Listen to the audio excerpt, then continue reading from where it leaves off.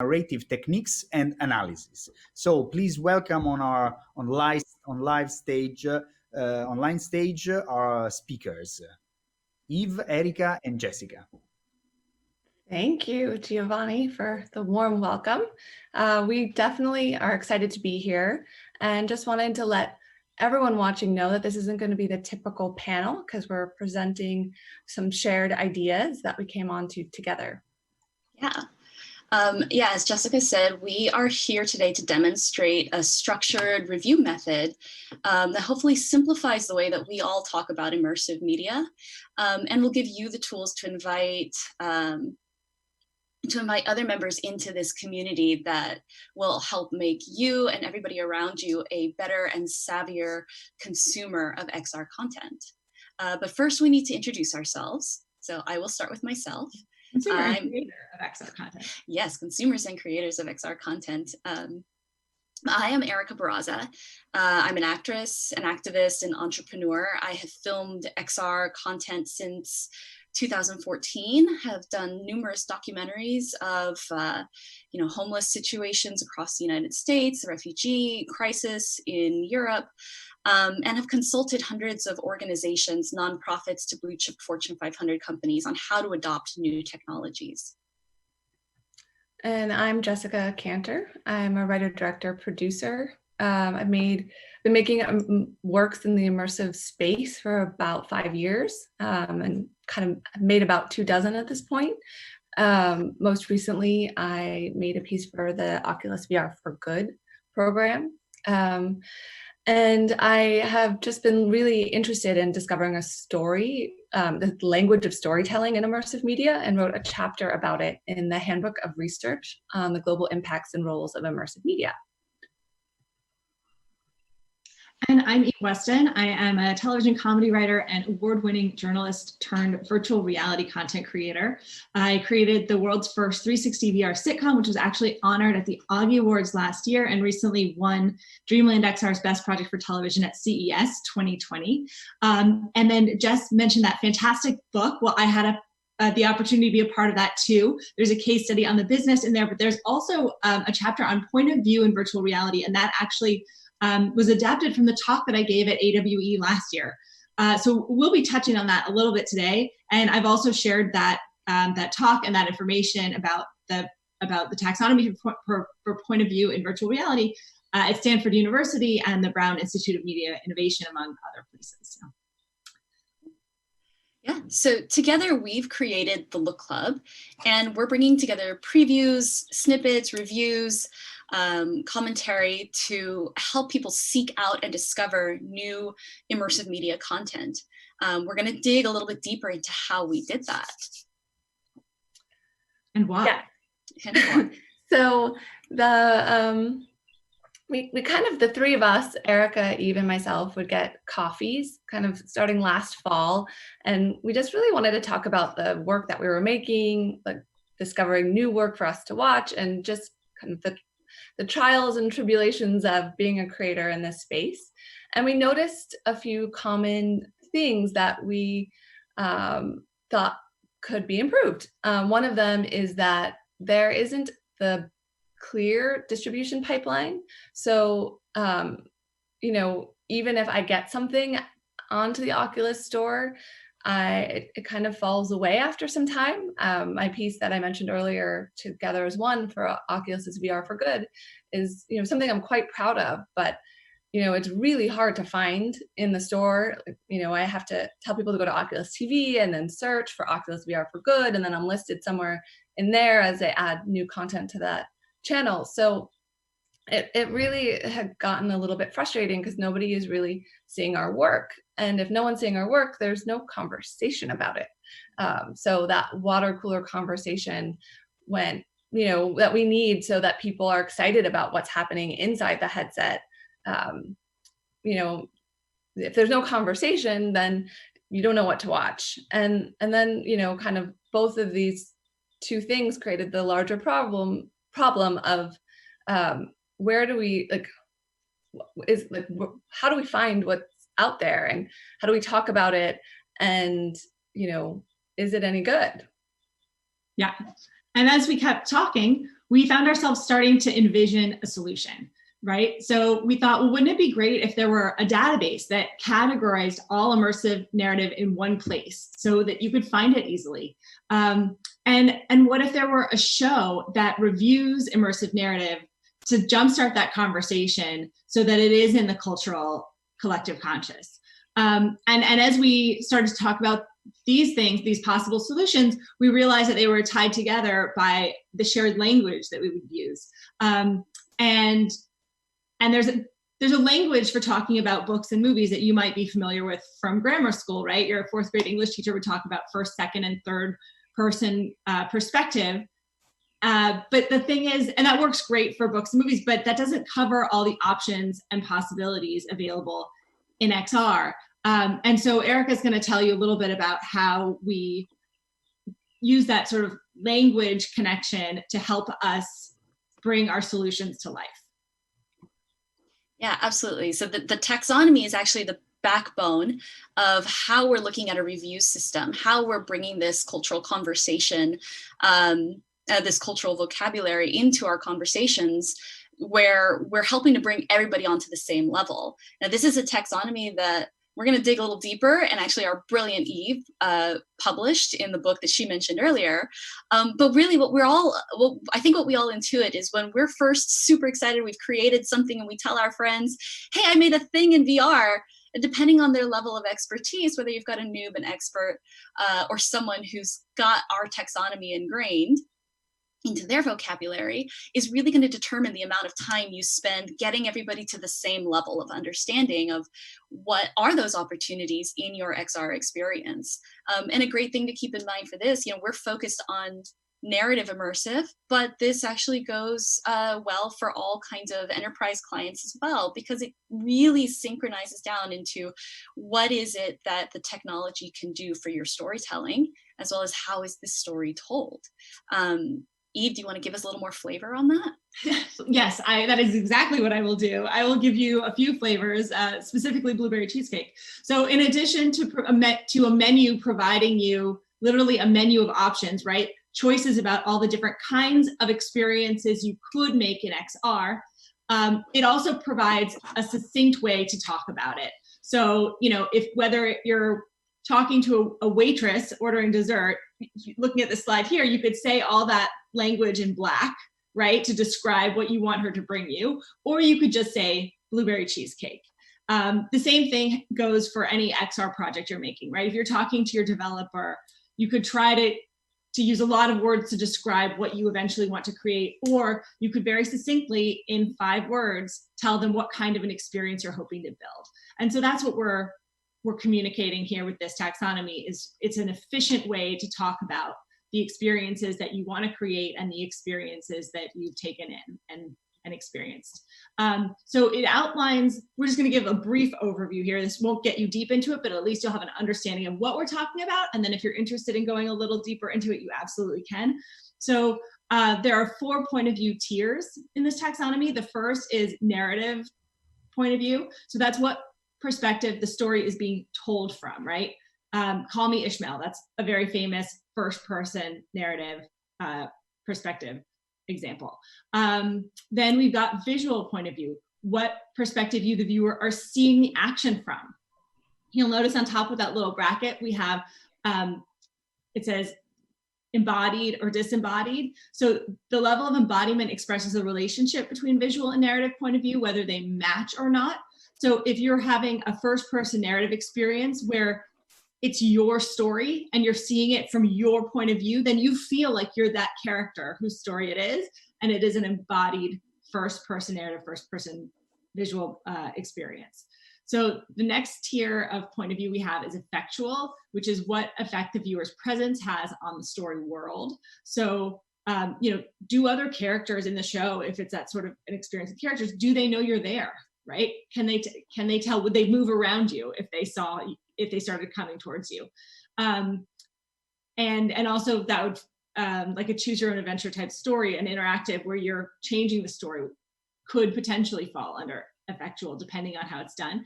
And the final and fourth tier is experiential, which is what effect the viewer can have on their viewing experience, right? Are you always seeing it as one character, or can you body switch effectively, right? Can you see it from somebody else's point of view at the drop of a hat?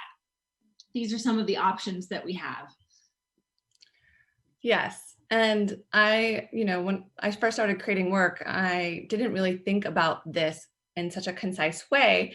And so I'm so happy that Eve put so much thinking around this. And she helped me with a little bit of a cheat sheet. Yeah. And so I'm going to show you how I use it. And in addition to the cheat sheet here, you can also download it from thelookclub.com in the About section and see Eve's talk from last year and kind of dive into this more, because it's so important in the criteria of how we talk about immersive media.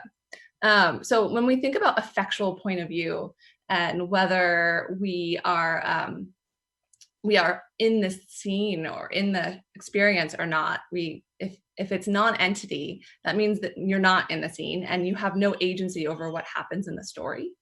If you're entity, that means you are detectable and you still don't have any agency in the story. So, people can see you, other characters, you feel like you have a reason to be there. And then if you're a participant, you're both detectable in the scene and you can affect the story. You have agency, you can move around, you can make a choice.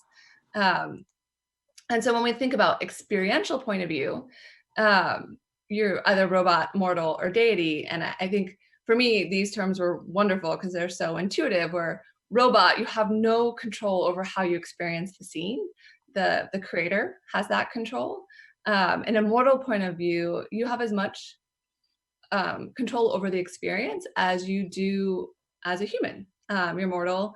You can do the laws of the world are as we know it today. And deity, which is kind of my favorite, is where you have control over the experience that defy the laws of physics. So you can time travel, switch bodies, whatever the creator decides, but that would mean you're a deity in the scene. And so, all of these things are great, knowing about them are great, but how can we use them? Right. So now that we have a way to categorize XR content, what if we decide we love embodied first-person narrative participant deity experiences and want to experience a whole bunch more, right? Wouldn't it be cool if there were somewhere we could go and type that in and it would show us all the XR experiences that fall into that category and where to find them, right? Wouldn't that be cool, guys? That would be so cool. Yeah, absolutely. Well, guess what? That's the Look Club. So we sort of made our dreams come true. So if you go to the look.club after our talk, you will see that it is a searchable database of immersive content, right? It's searchable by where to find it. Like, for example, a head-mounted device in a VR headset, like the Experience Beat Saber, which most people have heard of. Or do you find it at a location-based entertainment center like Dreamscape, if it's a piece like The Blue? Is it something that you would go see in real life, an immersive theater piece like Sleep No More? Or is it a 2D screen experience like Netflix's interactive Unbreakable Kimmy Schmidt episode, which came out recently, right? So these are all categories that you can search by in the Look Club. There are also sort of the traditional categories that you would expect by production company, by writer, by director, by duration, by genre. And this amazing resource and database is going to be publicly accessible for the first time the minute this talk is over. So be among the first to check it out. But before you go check it out on your own, Jessica here is going to give you a very lovely tour of the site. Yes. So here is a zoomed out screenshot of the landing page. And as you can see, there is a pilot coming, which we're going to speak about in just a moment. And then, you can see really, if you zoom in here on the menu, that we have, all of the things that you just talked about. And at the top level, we made them quite kind of those kind of the things we know, genre, like what platform is it on? If you only have an Oculus machine, you only really want to look up stuff that you can play. But then as you go down the page, you'll see that we have additional filters to look for things where you're an embodied or you're a participant. And so you know kind of what the story is going to ask of you, or you of it. And then, we decided to do this as we went into our stay-at-home orders. And so we're at the very beginning of what we want this to be. We're hesitant to use the word beta because most of the functionality is there. It's just we need more content, more in the database. And part of why we made this was because we couldn't find everything we were looking for. And so we did our best to scour the internet looking for your projects. But if you have anything you want to be included, you can see there is a submit button on the right side, and there's one below the kind of fold. So please share your content with us. And, we really hope this will jumpstart a cultural conversation. The cultural conversation and our passion for XR content is really what drove us to developing the Look Club show, which is an accompaniment to the site and the database that just toured us through. And what we realized, just being lovers of all kinds of entertainment, especially immersive, was that media snippets of pieces that are not always available or not always showing are available to us throughout every part of our conversation, whether it's on social media, among our friends, if we're chatting. So for instance, under these COVID orders, and for a number of reasons, I probably won't be able to get to see Hamilton live on Broadway. But I first found out about Hamilton through the album on Spotify, through Good Morning America, right? There are snippets, people are talking about it. And although the original is not available to me, it's part of my general understanding of what's going on in the world. Same with Sleep No More. I first got introduced to that through Gossip Girl. And also, I don't like horror movies. They freak me out. My imagination's too active for that. But I know the Grady twins from The Shining. And I know them because Family Guy parodied them. I know them from the homage in Ready Player One. Media snippets outside of their original medium exist in our cultural conversation, and that is why they really take a hold. And so far, we haven't seen that from the XR content, which is why we're hoping to bring the review and the conversations and media snippets of what you guys are all creating into that cultural conversation. Yeah, so one of the ways that we're going to do that is with the Look Club review show. So it's a show that's about 10 minutes long or so, and I'll sort of walk you through a typical episode. So in each episode, we'll examine one piece of immersive narrative. First, we'll introduce the content. We'll give you some context for it, tell you the background. Then we'll tell you what that immersive taxonomy is, right? What its XR POV is.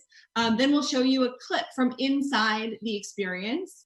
After that, we'll have a discussion. We'll talk about what the experience made us feel like as we watched it in headset or in person if it's a real life experience, how the creators made choices and use these choices to make effective or ineffective immersive experiences. And we'll talk about why it did or didn't work. Then we'll give you a brief summary review, kind of hitting the high points and conclusions that we came to, what they did that was effective and ineffective, and what the overall experience was like. And finally, we'll give it a rating from 0 to 2 thumbs up. You'll notice that our thumbs only go in one direction. We know how hard it is as content creators to create for XR and to create immersive content. It's not easy. And so we want to support everyone who's doing that. The criticism we give is constructive. Our goal is to raise the industry up. And so that is why our thumbs only go in that up direction.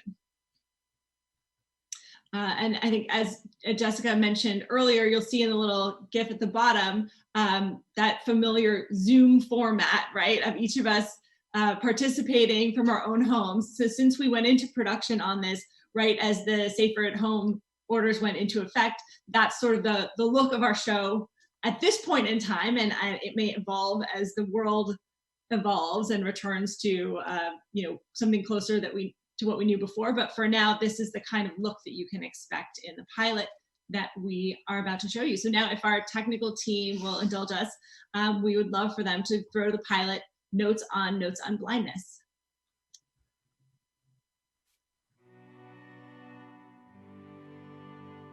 Welcome to the Look Club, where we bring virtual reality into reality. I'm really excited about today's piece. Yeah, it's like the opposite of the Lost and Found song. Huh? Wait, what's the Lost and Found song? You know, it's like super famous. Okay.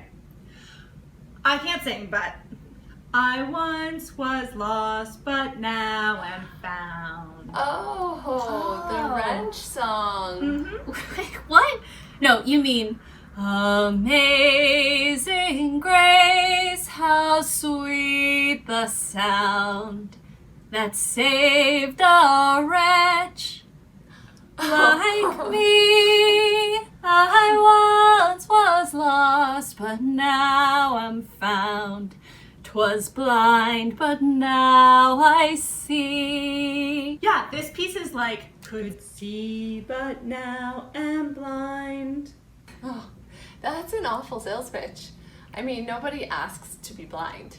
Yeah, but this piece, Notes on Blindness, lets you be blind. Like before VR, if you wanted to get a sense of what it was like to be blind, you had to go full Oedipus, or close your eyes and stumble around, or pepper spray yourself. yeah, What? Okay, it was an accident. My roommate's accident, but still, she got me in the eyes a little. Oh, You need to move out. Oh my goodness. This show is going to give us a record of all the times we say that to you. Oh my god. So great. So yeah, if you didn't have Erika's roommate, your options were pretty much stab your eyes out or bump into furniture. And it turns out that's not actually what it's like to be blind. You know, blind people walking around in the streets never bump into me, but seeing people do all the time. Oh, seeing people are idiots. What? They are. I mean, not you though. Well, okay, so Notes on Blindness uses audio that was recorded by this author, John Hull. And he took this audio while he was going blind, like for real. And then the folks at Arte Experience digitally painted Hull's experience. So in a VR headset, you get to see what he's describing, sort of how he's experiencing it. And then they spatialize the audio so it's coming from all directions like in the real world, not just two directions like a movie theater with stereo.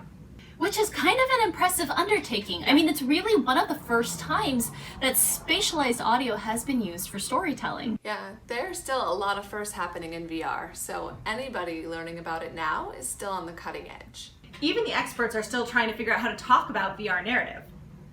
So, we will explain. This piece, Notes on Blindness, is what we call an embodied first-person narrative participant mortal experience. Meaning, we'll feel like we're John Hull, listening to his thoughts and sharing the same visual experience. Now, we can affect the story, but we can't affect the way we experience it, because we'll always be John Hull in a predetermined place and time. So those 5 words really do tell us a lot about the experience, but what I want to know, is it any good? Well, that's what we're here to find out. Okay, ladies, are you ready? Oh yeah. Put our headsets on, Okay. turn on our apps, and enter VR. Enter VR. VR. Sitting in the park with the children, I hear the footsteps of people walking past me on the footpath. So what did we think? For me, it gave a sense of how overwhelming having sound and not sight could be. Yeah, I mean, it really shows how much information sound carries. It was cool how the wind, like when you looked in a direction, painted out the space. It really gave a sense of how, for the blind, sound paints a picture. Totally. I mean, it gave me a different perspective on what a beautiful day means. Yeah. And when his kids showed up in the park, their voices sounded familiar, like they were emotionally attached to me. Listening to the rain inside went on a little long. Well, only until you discovered the different sounds by looking in their directions.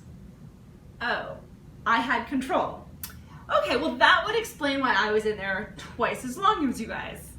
Well, I liked that you could move at your own pace. Yeah, because you knew you could. I also liked that sound became shapes that took on the richness of the sound.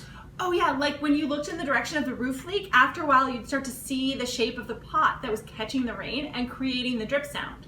It really was like the sound was painting a picture. Mm-hmm. I also like that even though you only needed to look in an 180 field of view, you could look behind you and there was stuff there. Yeah, it made it feel real, like you were in that world, even though you never needed to look behind you to follow the story or to have the full experience. Yeah, I mean, because when there's nothing behind you in VR, it always feels like a bit of a dead zone. Almost like a fourth wall break, because it really just pulls you out of the story. Yeah, a properly designed environment really sets me at ease, and this was very properly designed. I really liked the choir segment at the end. Do you guys have any thoughts about why maybe that one was the only one in color? I kind of thought that maybe that's how a blind person would see before they totally lost their sight. Huh. Yeah, and it made me think of like maybe just your mind working to imagine something there. Yeah, it's really beautiful. And maybe more so because we hadn't seen color in 20 minutes. 40 minutes. I really like how in the end, they conveyed how nothing was missing without the sight. And in fact, it was even maybe more rich. Yeah, I really liked how it kept his story and his voice alive. I don't think we would have appreciated it as much or as well if it were just audio. It is a really effective use of VR. And even though it uses voiceover, it's not telling. It lets the sighted viewer experience what it's like to be blind. So, shall we reveal our rating? Yes. Thumb roll, please. 2 thumbs up. Woo! Woohoo! So to summarize, Notes on Blindness is an embodied, first-person narrative, participant mortal experience. And it was effective because you felt like it was your story, like you were the person going blind. You feel engaged because you really can create part of the world through your choices by looking around, discovering things, and triggering the next part of the story. And because you can't regain your sight at the click of a button, blindness becomes your experience for the whole time, no matter how long you're stuck in there. Eve, did you think the controls were not intuitive? Nah. It was a little glitchy when I ran it, and that's just where we are with the technology, so I don't want to blame the programmers, but I mean, hey, I figured it out eventually, and we all know seeing people are idiots. Well, that's the truth. For more information on Notes on Blindness, like where and how to see it, check out the description below, or visit our website at thelook.club. Until next time, here's Looking at you, kid.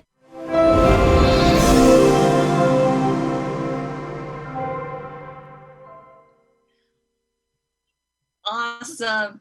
Well, we hope you liked it, but what did you think? Right, we're excited to get to the Q&A, but before we do, we just want to wrap up very quickly and say, you know, our show goals are humble and ambitious all at the same time, because we're really looking to bring this immersive narrative conversation to broader audiences. So that means anybody without a headset can get excited about this. We're looking to improve the quality of immersive storytelling through our conversations. And we're inviting people to have constructive conversations about what it is to create immersive content. Yep. And we are looking to do a new video every month, so look out for that. Yeah, and one thing Jess likes to say is that we're creating a library for learning about immersive content, which I think is so important. And Erika has said over and over again that we want to jumpstart this conversation. And so we invite you to stay in touch and be a part of this conversation. Send us your feedback about the site. Send us your feedback of the show. Tell us which experiences you want us to review. You can follow us on Facebook. Please subscribe to us on YouTube. Look at what we're saying on Twitter and double tap us on Instagram. All of our contact information can be found at thelook.club, where you can also subscribe for a monthly newsletter that tells you when new episodes are releasing. And you can also find that the AWE talk from last year that we mentioned that walks you through the taxonomy. I just want to say, don't be intimidated by it. One of the nicest compliments I got last year was from the mother of somebody who worked in VR who was getting an award, and she brought her mother to the conference and she came to my session. And at the end she said, "Oh, I get it now. My daughter's been trying to explain to me what she does for years and now it makes sense." So anybody can understand this. It's new words, but it's not hard words. And once you learn them, it makes for an easier conversation and we can all talk about all the exciting stuff we're doing and share it with the broader world, which is what we're really excited about. So I think that takes us to Q&A. Jess? Yeah, I think we're ready for Giovanni when. Oh, and submit your content. Yes, submit. Hi. Thank you very much. Thank you. And do you have something to add to your conversation? No, we can go with the questions from the audience. By the way, you had a great success. There are a lot of compliments in the chat. Thanks. So bravo. Thank you all. So we have a question from Nicole Lazzaro. How does spatial audio play in creating narrative? What are the best techniques to increase immersion through audio and haptics? Interesting question. Well, I'd say I'll take a little bit of the haptics question. I mean, it really depends on what feeling you want to give the viewer. I think that's one of the things we're really emphasizing is to put viewer experience first. Like, what do you want to convey? And then you can figure out how to do that. I know a lot of people who come from the tech field get so excited about what their technology can do that they lead with that. And that's a great way to show off tech and not always the best way to tell a story, right? So if you decide that you want to make somebody feel comforted and at home, then you can use the haptics to support that, right? Rather than just making a decision that you want to use this function and then you're not quite sure how it's going to make someone feel. And I think spatial audio is similar. It supports the story you're telling.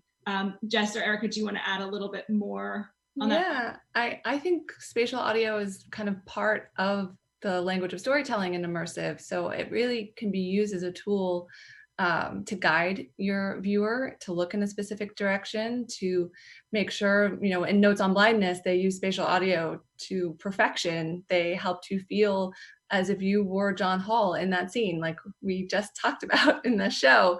But they really allowed us to feel like we were in those moments with him because of that audio and how it came to life. Oh, I'll just add one more thing that, Jess, you reminded me. So all of the senses are an important part of an immersive experience. And when we gave our brief overview of the taxonomy, we focused on visual and narrative because those are the ones that are more common in more of the experiences that we're seeing today. But actually, if you watch the video, the taxonomy accounts for all of the senses, right? And including not just hearing and touch, right, which cover spatial audio and haptics, but also taste and smell. Jackie Morey, who's the editor of the book that Jessica and I contributed, has done some amazing stuff with olfactory sense in immersive narrative.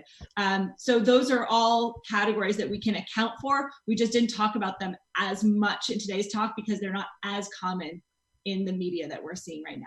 Yeah, great question. Thank you. Jacqueline is asking, do you think you can go to a weekly show? There are so many works that need this kind of courage.